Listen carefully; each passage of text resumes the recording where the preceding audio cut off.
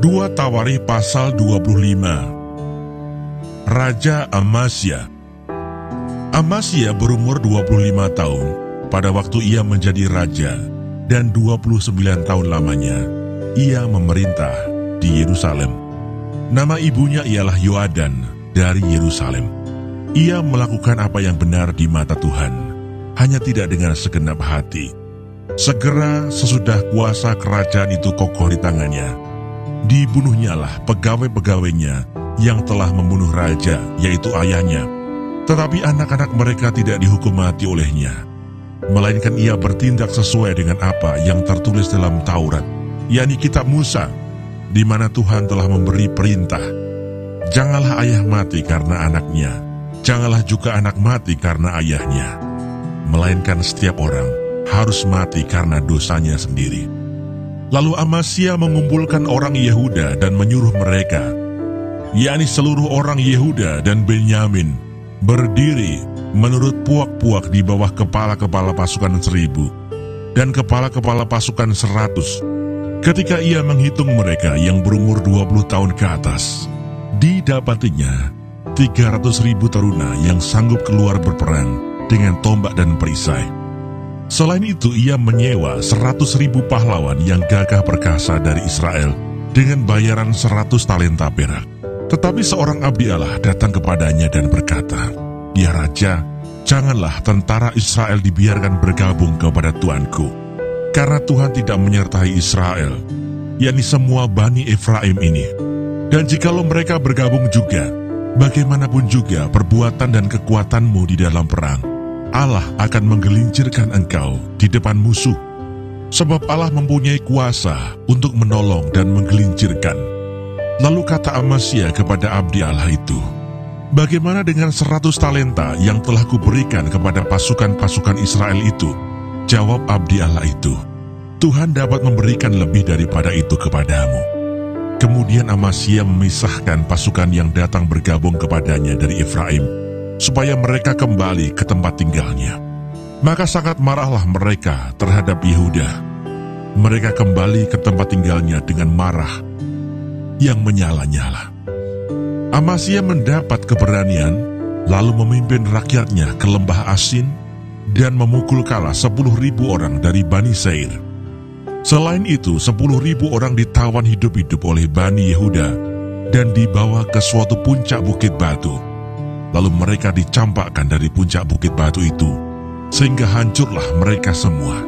Tetapi orang-orang dari pasukan yang dipulangkan Amasya dan yang tidak diperbolehkan ikut berperang dengan dia, menyerbu kota-kota di Yehuda dari jurusan Samaria sampai ke Bet-Horon dan menewaskan 3.000 orang penduduknya dan merampas banyak jarahan. Ketika Amasya kembali setelah mengalahkan orang-orang Edom itu, ia mendirikan para allah Bani Seir yang dibawanya pulang sebagai allahnya. Ia sujud menyembah kepada allah-allah itu dan membakar korban untuk mereka. Maka bangkitlah murka Tuhan terhadap Amasya. Ia menyuruh seorang nabi kepadanya yang berkata, "Mengapa engkau mencari Allah sesuatu bangsa yang tidak dapat melepaskan bangsanya sendiri dari tanganmu?" Waktu nabi sedang berbicara, berkatalah Amasya kepadanya, "Apakah kami telah mengangkat engkau menjadi penasihat raja? Diamlah, apakah engkau mau dibunuh?" Lalu diamlah nabi itu setelah berkata, "Sekarang aku tahu bahwa Allah telah menentukan akan membinasakan engkau, karena engkau telah berbuat hal ini dan tidak mendengarkan nasihatku." Kemudian Amasya, raja Yehuda, mengadakan perundingan, lalu menyuruh orang kepada Yoas bin Yoahas bin Yehu, raja Israel, mengatakan, "Mari kita mengadu tenaga." Tetapi Yoas, raja Israel, menyuruh orang kepada Amasya, raja Yehuda, mengatakan, "Onak yang di gunung Libanon mengirim pesan kepada pohon aras yang di gunung Libanon. Bunyinya, berikanlah anakmu perempuan kepada anakku laki-laki menjadi istrinya." Tetapi binatang-binatang hutan yang ada di gunung Libanon itu berjalan lewat dari sana, lalu menginjak onak itu. "Pikirmu engkau sudah mengalahkan Edom, sebab itu hatimu mengangkat-angkat dirimu untuk mendapat kehormatan. Sekarang tinggal saja di rumah. Untuk apa engkau menantang malapetaka, sehingga engkau jatuh, dan Yehuda bersama-sama engkau?"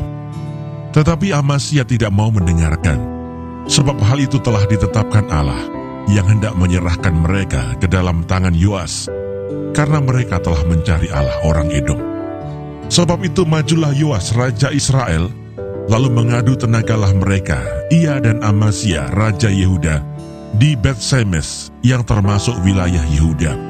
Yehuda terpukul kalah oleh Israel, sehingga masing-masing lari ke kemahnya. Yoas raja Israel menangkap Amasya raja Yehuda, anak Yoas bin Yoahas di Bet-Semes. Lalu Yoas membawa dia ke Yerusalem.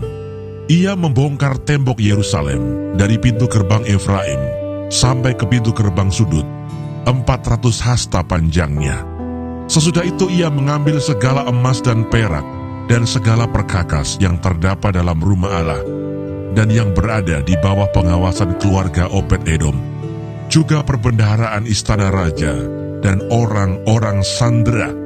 Kemudian pulanglah ia ke Samaria. Amasya bin Yoas raja Yehuda masih hidup 15 tahun lamanya, sesudah Yoas bin Yoahas raja Israel mati. Selebihnya dari riwayat Amasya, dari awal sampai akhir, bukankah semuanya itu tertulis dalam kitab Raja-Raja Yehuda dan Israel? Sejak Amasya menjauhi Tuhan, orang mengadakan persepakatan melawan dia di Yerusalem. Sebab itu larilah ia ke Lakis, tetapi mereka menyuruh mengejar dia ke Lakis, lalu dibunuhlah ia di sana. Ia diangkut dengan kuda, lalu dikuburkan di samping nenek moyangnya di kota Daud.